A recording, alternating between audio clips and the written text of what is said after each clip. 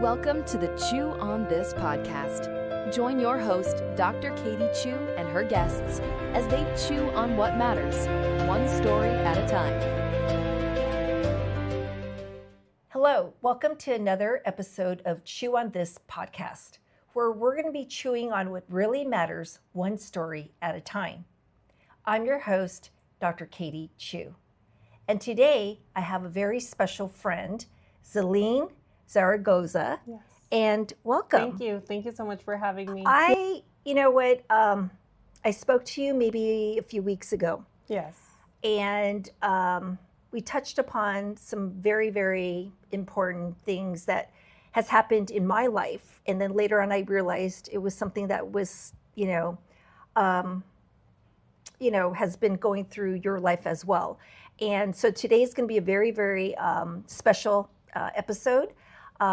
We are going to be talking about something very, very, I don't know how to describe it. It's a topic on cancer. Yes. And how it has affected your life and mine as a survivor for myself.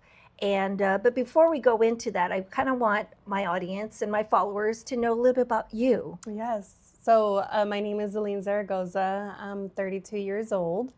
I am a police dispatcher, so I answer 911 calls and I dispatch police officers. I grew up here in the city of San Gabriel, been here my whole life. This is my wonderful doctor. I've been with her for many years and I'm very, very happy to be here. Oh, thank you so much. You mentioning San Gabriel, and my practice is in Rosemead, and I just love our valley. Yes. The San Gabriel Valley. It's a great melting pot of all ethnicities. And I really cherish the fact that a lot of my patients are with immigrant history, Yes. right?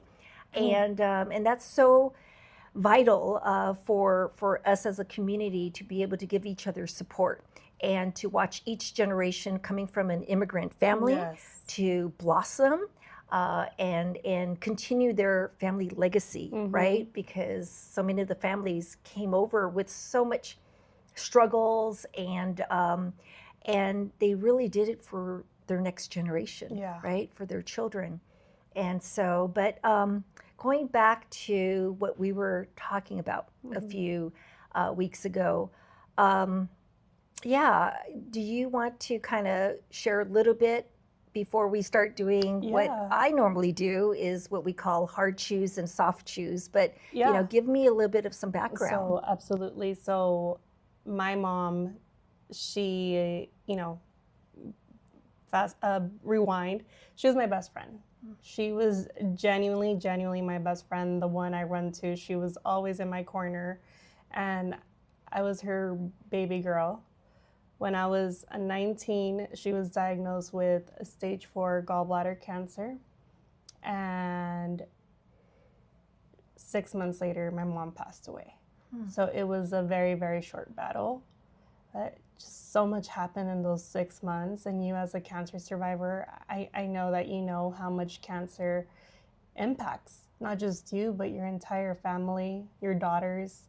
How I know I have a sister, and I know I would have not been able to go through this without my sister.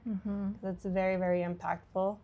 My dad's still in my life, and my parents were married for 23 years before my mom passed away. So it was very different. It was something that it was just hard, and it's still hard. It's been 11 years, and I think that I need my mother in every season of my life. So it's a void that you could never fill. Yeah. The fact that you said, she's your best friend, what an honor to give to your mom, right? Yeah. And I know she's looking at you and your sister and your dad, from heaven. Yeah. And I think this is just, today's episode, I know that we're going to go into what I normally do with all my guests. We're going to draw from questions that are coming from hard chews and soft chews. And that we had talked about this ahead of time, right? Yeah. That we were going to have thoughtful questions that surround the theme of cancer. Yeah. And and I know you mentioned a little bit about myself, and yes, I am a cancer survivor, breast cancer, and it was back in 2012 that I was diagnosed in the month of October, which happens to be Breast Cancer Awareness Month. Yeah. But thank goodness I went in for my mammogram, and because I was a single parent at that time of my life, I knew that I had to make sure that I was on top of all these preventive screenings for my children. I wanted to make sure that I was going to remain healthy for them. Yeah. And so I had been going in every year for my mammograms since age 40. And every year it was always the same that, I would get a letter back from the imaging center saying that everything looked good and that we'll see you again next year. And so that year in 2012, I was 45 years old. And so shortly after coming back from my mammogram, I came to my practice to see patients. And all of a sudden I got a phone call asking me to return for more imaging. And I was like, this is different. Yeah.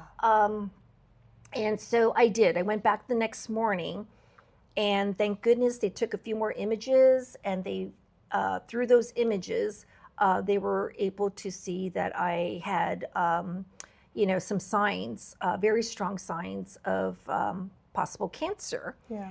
And so, then I shortly afterwards, I went and did a lumpectomy to get the definitive diagnosis. And so that's when it came back that I had breast cancer. And my whole life changed after that because it was just filled with doctor's appointments, one after another. And I had no time to even breathe or really think about my diagnosis. I just knew that I just had to see all these doctors, geneticists, just to make it, cross off on my things to do. Yeah. But never had time to process. And what finally happened was right before surgery, I had to do an MRI. And being put into the MRI room, and I'm just wearing a very thin, flimsy hospital gown, and nobody else could be in that space with me except for the technician. And that was the moment where it hit me that I was sick. Yeah. Because what happened was I looked at that machine, it was already humming, and I looked at the technician and I just started crying.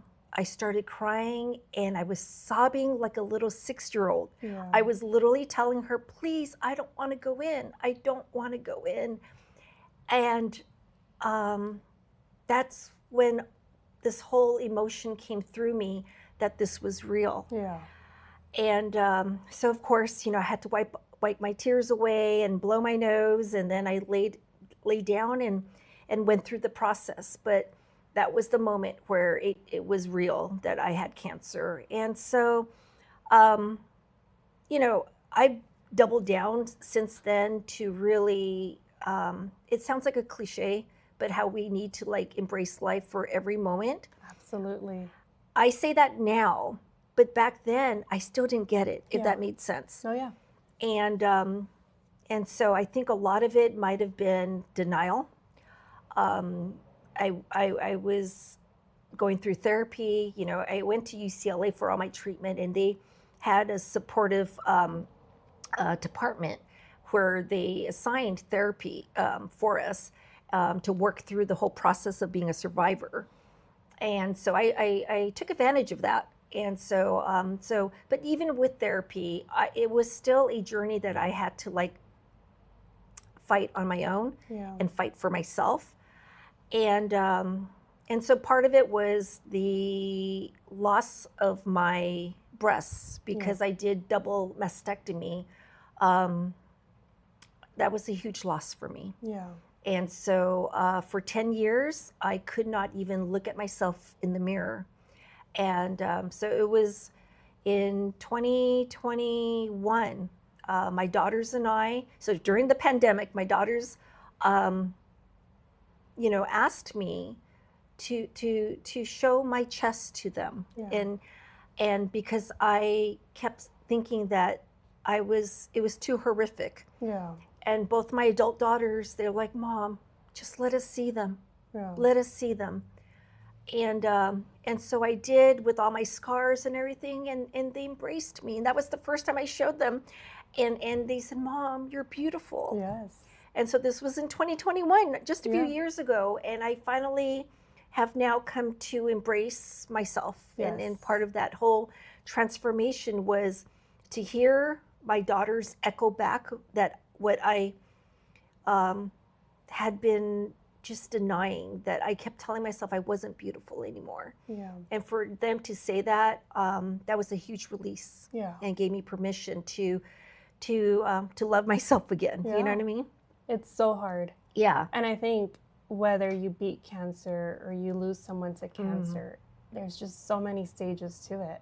Yeah. You know, I remember when I lost my mom, I was just like, how am I ever going to smile again? How am I ever going to laugh again? How can I go on with life when my best friend is no longer here?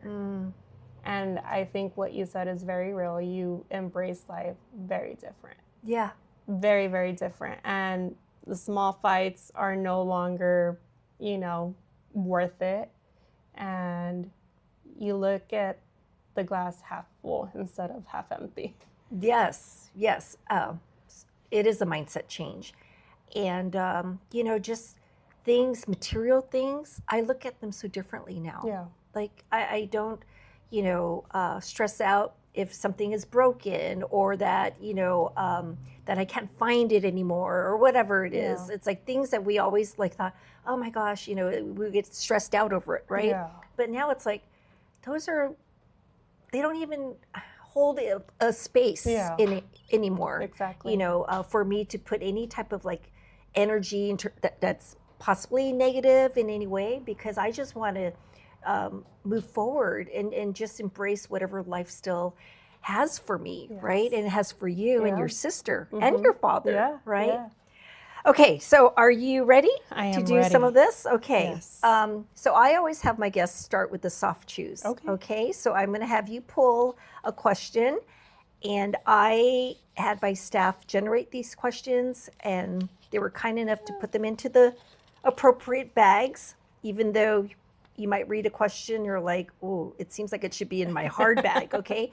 So before you start, just so the listeners will know, the soft choose are all the questions that are going to be more lighthearted, maybe put a smile on our face, questions that will make us think about moments in our lives that are going to give us grace and ground us, okay? And the hard choose are going to be those questions that are related to moments in our lives that stretch us, and make us reevaluate certain things and help us grow. Okay. All right. So go ahead and read the soft chew. All right. Grief softens when we speak their names and carry their stories forward. Yeah. I think for me specifically, I love talking about my mom and sharing her stories. I absolutely, some people are like, when I mention my mom, they get a little weirded out because they don't know how to navigate the topic, but I love talking about her. I love sharing her story, as difficult as it may be sometimes, just remembering everything we went through. I want to remember her for all the great things she did, for all the beautiful smiles, and I absolutely love talking about her. And, cancer has definitely impacted my life. I wish my mom would have still been here, but it also taught me a lot. Taught me how to look at life differently. Yeah. I mean, it's even though she's physically not here, but she's still so much a teacher in your life as you move on, right? Because all the memories, she's still with you, right? And so you'll still, probably still smell her and hear her voice, right? And what a beautiful presence, because grief is sometimes not a bad thing. Yeah. Right? Yeah. It helps us. You know, before my mom passed, she told me, it was probably like a month before she passed, you know, I pray to God every day for a miracle. I really, really do, but I'm really, really tired. And I pray that if I'm not going to be given this miracle, to just take me home. And I know that you're going to be okay, because I raised such a good young woman, and I want you to continue laughing, dancing, and being the person I raised you to be. So that's so beautiful. Yeah. That is so beautiful. That is so beautiful. All right, so I'm going to go ahead, because I don't want to take that moment from you. Yeah. I'm going to pull one from my bag, and we'll each take one. Sounds okay? Good. Because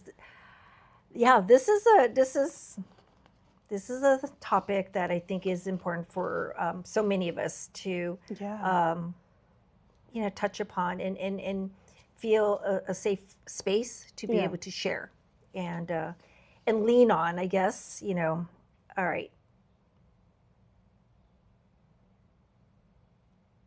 All right. So watching someone you love fight for their life changes the way you fight for your own. Okay. So this is not a question. It's more of a statement, but it's for us to think about. Yeah. Watching someone you love fight for their life changes the way you fight for your own. So I'm going to bring in my therapist. Yes. So my therapist, she was diagnosed with cancer, and she had 2 types of cancer when she was diagnosed. And so we don't really know which one was the origin, but it probably had already metastasized. But it was in her lungs and in her liver. And so, but this was in 2023. And so she battled it out for a year. And during that time when she was battling it, I was still her client. And she had released all of her other clients from her care. And she retained me. And she had told me, she said, Katie, I'm not well, but through me helping you, you are also helping me. And I'm never going to forget that, because I know exactly what she meant.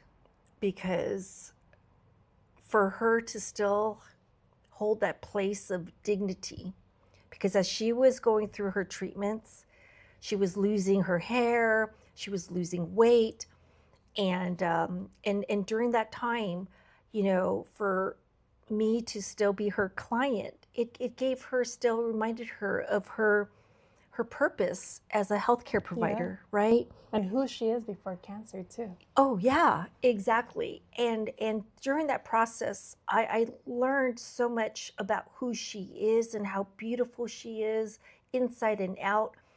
And even through her sickness, one of the reasons why I believe my transformation came through our work together was that she always brought humor into each and every one of our sessions. She made me laugh. And I would always say, Terry, stop it. It's like literally after therapy, my rib cage would be sore just from laughing, because she had this ability to spin things around where I would always feel stuck in my life. And she would spin it around and put it back at me, where I'm like, oh my goodness, like, why didn't I see it that way? Yeah. And so my point is that, when she was battling all that, but she brought laughter still into our sessions. That is something where now, even though she's passed, I try to embrace that laughter. And I do that, with my family.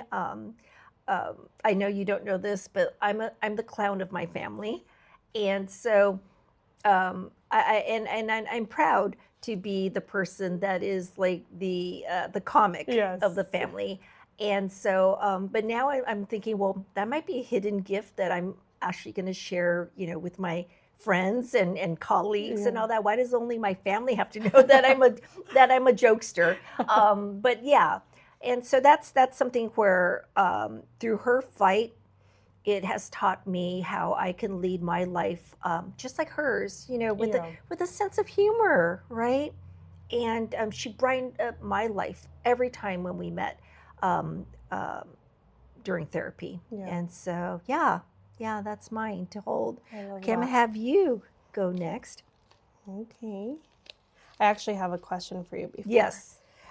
When you were diagnosed, Yes. what did you feel scared? So I think, so here's the other thing. My diagnosis came through a phone call. I didn't know any different. I received a phone call from my doctor, my oncologist, and she told me over the phone. What's interesting is that recently somebody told me, wow, like they should have done that in person. Yeah, absolutely. It never dawned on me. Yeah. Remember, I got diagnosed in 2012, and I just heard this maybe about a month ago. And so, I mean, when your mom was diagnosed, was it done in person? Yes. Yeah. And so I'm like, you're right. It should have been done in person.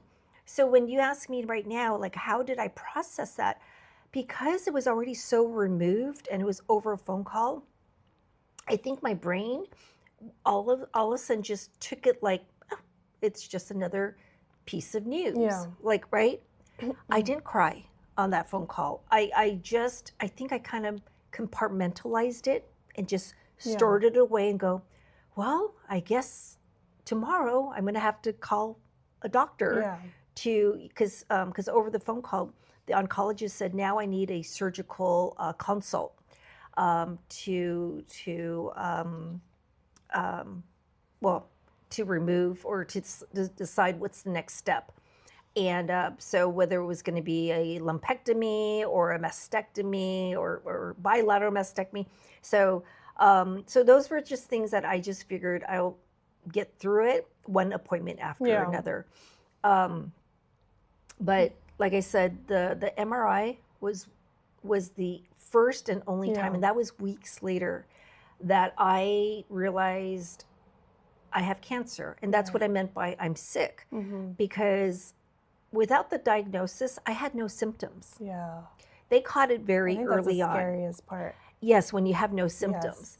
And maybe that was part of why it was so easy to compartmentalize, because I wasn't slowly, developing symptoms, or that was causing me to already wonder what's going on with my body. Why is it acting this way? Or why am I feeling this when I didn't have this lump before? It was none of that. Yeah. And so, but yeah. How long was it after you found out that you told your daughters? Oh, gosh. I think I told them pretty much in real time. When I say real time, because I was treating it so matter of fact, that I also did that with them. Whether it's right or wrong, I don't know. But I wasn't even emotional. When I told them, it was just like, I got a phone call and this was my diagnosis. I don't even think I really remembered how to be present for my daughters, because I wasn't even present for myself. Yeah, it's just so hard.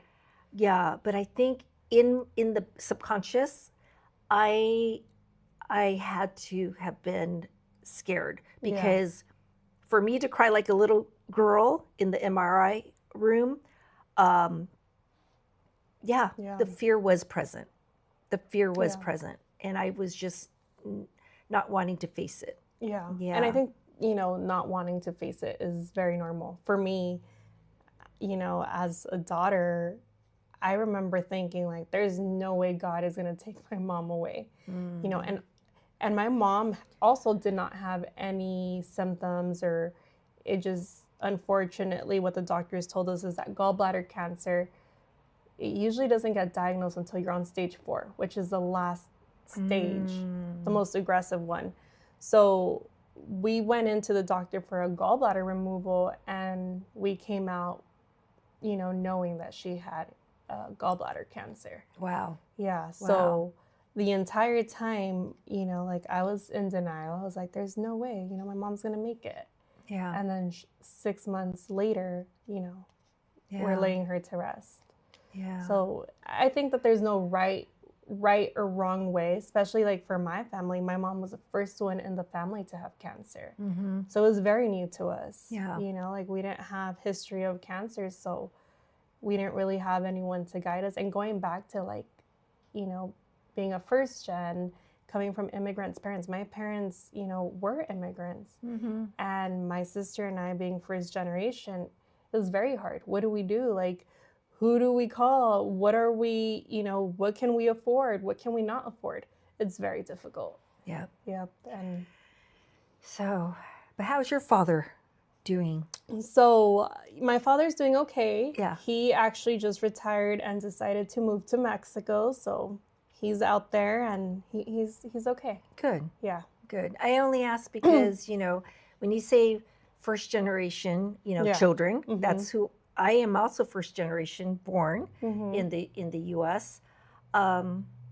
It's our parents, they bared a lot. Yes. They bared a lot. And I have to say that my parents came here for us, right? And so I respect them so much for it. And so I think for your father to lose his partner, right? His wife, of how many years again? 23 years. 23 years. That's something else to be so to honor. Yeah. Right? And that love to ride out the good times and the hard times, right? Because we all know marriage is not an easy. It's a roller coaster. It is a roller coaster. It is a roller coaster. So, but I'm glad that he's doing good. And so, and he's also, he has 2 daughters, right, that are also doing very well. And so I think it's your turn to pull another soft chew. All right, let's see. Strength isn't the absence of tears. It's letting them fall and still choosing life. This is deep. Wait, read it one more time. Strength isn't the absence of tears. It's letting them fall and still choosing life. Yeah. Yeah. For me, I'm going to say that I didn't cry when I got my diagnosis. Yeah. And I thought, well, first of all, I don't think I was processing it in a healthy way. Yeah. I think I talked about it earlier, like I just kind of compartmentalized my diagnosis into just another fact. And I'm just going to have to, deal with it, and so it was just another thing that was happening in my life. But I think once I started letting those tears physically run down my face, I think that was when I started realizing that, there was strength coming from those tears, because it was just allowing me to just say that it's okay. Yeah. It's okay to be sick. I felt like I was just trying to hide that, even from myself, because I needed to be strong for my daughters, and strong for myself. But in the end, by not shedding those tears, I think I was actually probably creating even more stress within me, unnecessary stress, right? And so, but how did you handle? Well, for me, like I said, I felt like for many months, and even though it was only 6 months, I thought that she was going to get okay. It wasn't until the four months in that I asked the doctor, okay, what is it? Like, is she going to be okay? Or where does my mom stand? And they told me she has anywhere from 4 to 8 weeks. And I was alone when the doctors told me that. I remember leaving, and I felt like the doctors are very blunt, the way they tell you, you know, just 4 to 8 weeks. And I remember walking out, and I was in the middle of the hospital. I just broke down in the hospital. I was by myself. My mom was in the room, and I didn't want her to see me. And a random lady just came, and she just hugged me. I never saw this lady again, you know, but she was the angel I needed at that moment. That's exactly how I felt when you said that. Yeah. I think she was not random.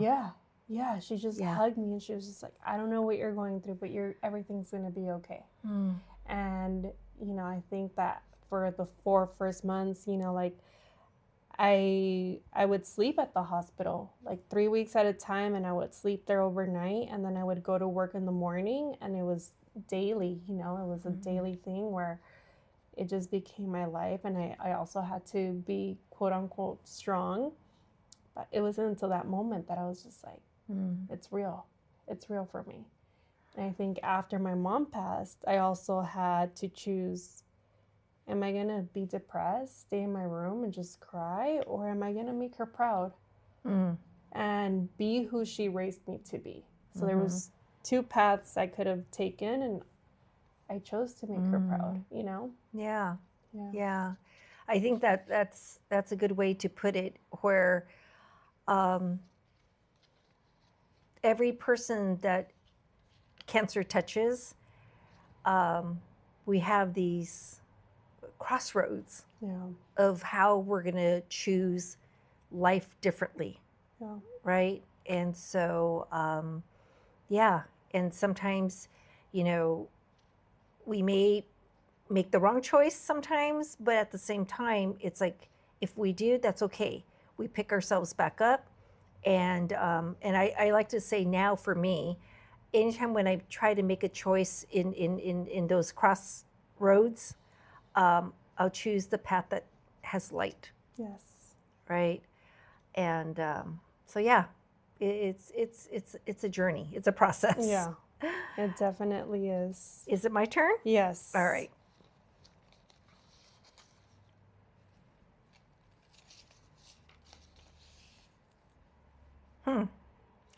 You can be strong and still angry, grateful and still grieving, better and still broken in places.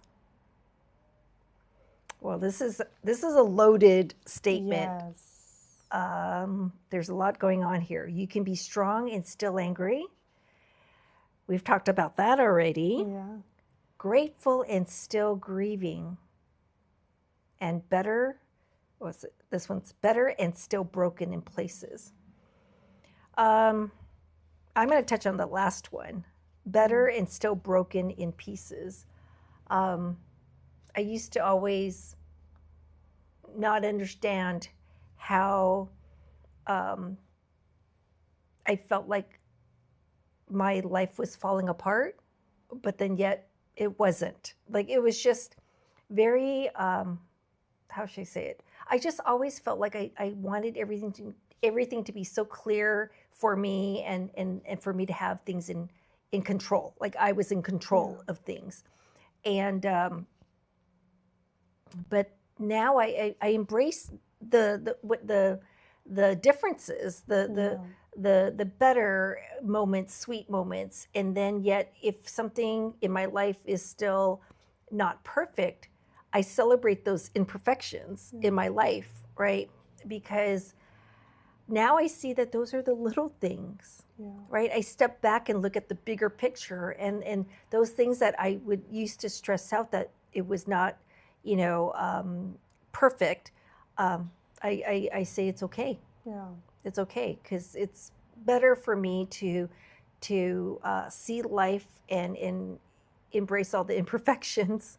Yeah. Because it reduces stress. Yeah, absolutely. It does. Now, how long have you been survivor for now? How many years? Gosh, I can't even do the math. 2012 till now. So what, 13 years? Yes. Yeah. October. is when I was diagnosed. November. I ended up, so I would say, well, so here's the thing. Normally we wait 5 years out before they tell you that you're cancer-free. So I guess if I go to that, then I'm a good, I would say 13 years. Yeah. Yeah. How do you feel now? Like confidence? Do you feel like you got your power back? Oh, 100%. Yes. 100%. But this feeling of being unstoppable now is really the last couple of years. Yeah. So I was I still, love that. huh? I love that. Oh, I love it too. And you know what? I love it too. It's funny because we mentioned she's my doctor, and I see you, for a brief moment, you check that I'm okay. And every time I saw you, I'm like, dang, I would have never in a million years thought that that's something you went through. Because you've always been so confident to me, and something about you. Yeah. And even though I didn't have a chance to know this side about you, you're doing amazing. Oh, you're doing amazing. And I remember something about you and you having your practice. I'm like, she's a badass. She is. And just keep going. Oh my goodness. Can I say something? Yes. Okay. I didn't know you were going to say badass. Something happened this morning and it had to do with badass. Okay. So I have all these bracelets that I've been wearing. I wear them every day, but in the evening I take them off. Yeah. Right. And I'm always very good about taking them all off. For whatever reason, this morning, when I went to go grab my bracelets, I looked at my wrist, right? And I go, I still had one on. And this was the one that was still on. Stop. No, it was this morning. Read what it says. Yes, badass. That's what you are. You're badass. Embrace it. And it's all faded right now. Yes. And I didn't even read that. That is so cool. Oh, yeah. Yes. Yeah. So I am going to share this little bit of the side story. It was about 2 years ago that one of my colleagues, she is a representative of a major insurance company. And so she, my practice is under her territory, I guess. And so at some point, she ended up not having my account anymore. So then, but we continued to be friends. Yeah. And so one day at my home, I got a package. I opened it up, and she had handmade 5 bracelets for me, and they're like these little beaded, friendship bracelets, and she made 5 of them, and one of them said Katie, and then the second one said badass. And so I've been wearing them for 2 years, and I told her that I wear it every day, and she said, "Oh my goodness, I didn't know. If I knew that you were wearing it every day, I would have picked it to be better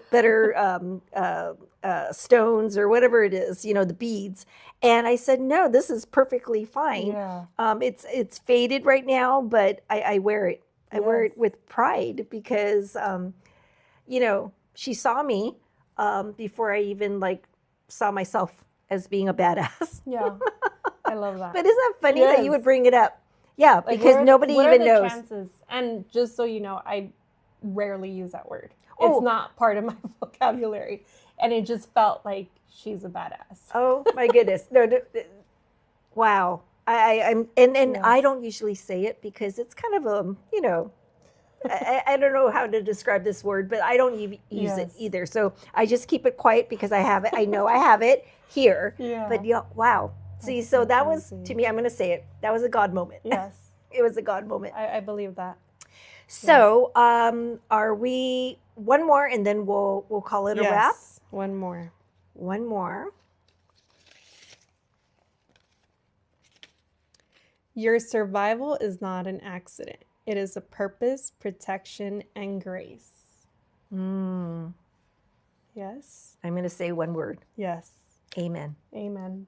Amen. Yes. To that. I wholeheartedly believe that there was a purpose. Yes. Yeah. I really love that you're shining light, not just through a podcast, but through everyone you meet. And, your patients, the book. Mm-hmm. The book. Should we talk about the book? Oh, the book. Okay. Do you have the book? Okay. Yeah. And I think this is one of when I saw you and you told me about this book, I was just like, wow. Yeah. But I think when I told you, it wasn't even out yet. Because I purposely, so I wrote my first children's book, and I purposely had it released on Amazon in the month of October. And it's because October is Breast Cancer Awareness Month.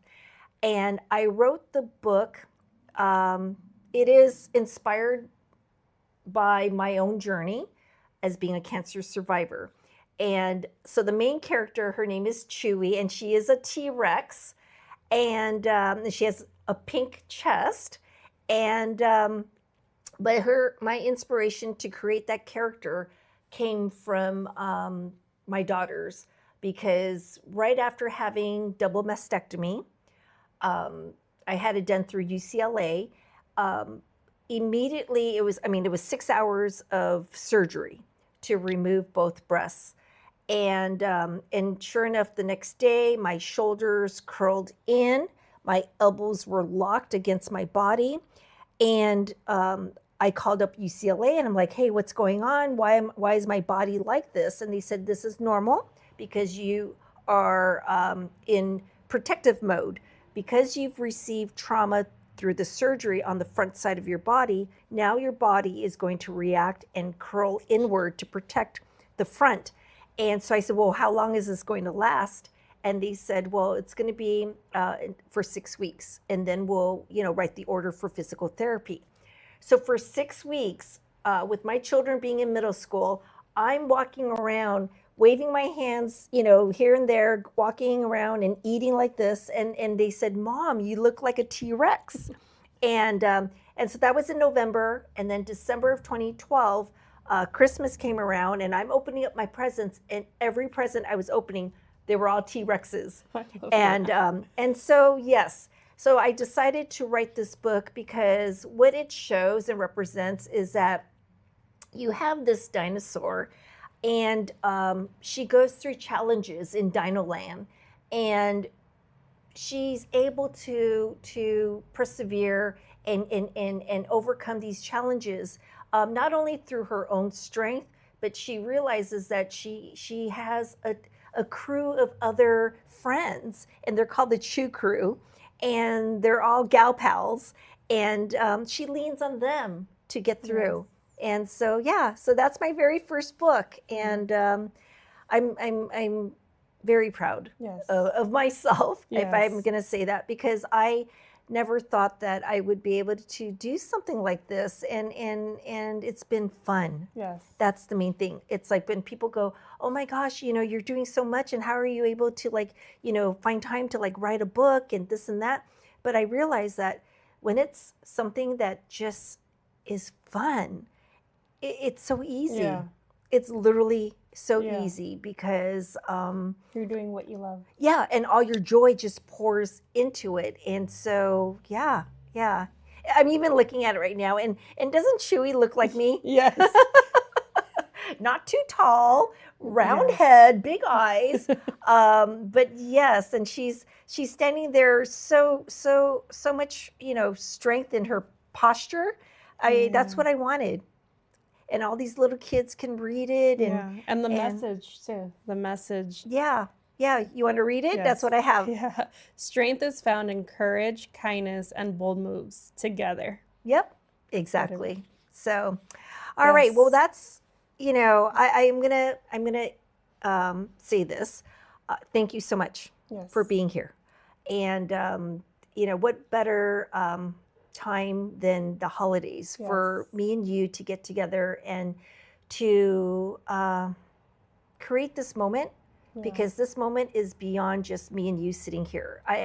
My goal, my hope is that through our voices on this podcast, that that each and every one of you can lean on our stories, because I know that you are probably going through a story as well, and there is strength in all of our stories, Absolutely. in all of our voices, Yes. right? And it's okay.